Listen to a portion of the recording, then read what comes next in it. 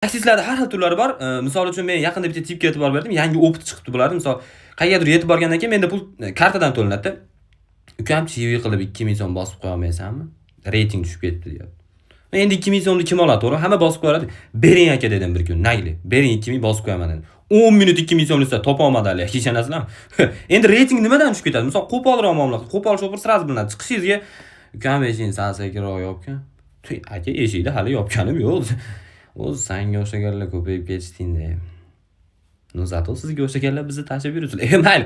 Men bunaqa shopirlarga sразу 5 ta yulduz qo'yib qo'yaman, chunki nimaga faqat men ketishim kerak bunaqalar. Yana bitta tipi bor, misol mashinaga chiqqaningizda normalniy ketayotgan joyingizda probkalarni gapiradi, undan keyin sразу ukam hozirgi siyosat haqida nima deya olasiz?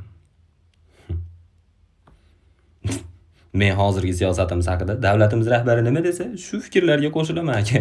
Menga stomatologim ham aytgan qorong'i xonada kalta ish taqiqlanadi.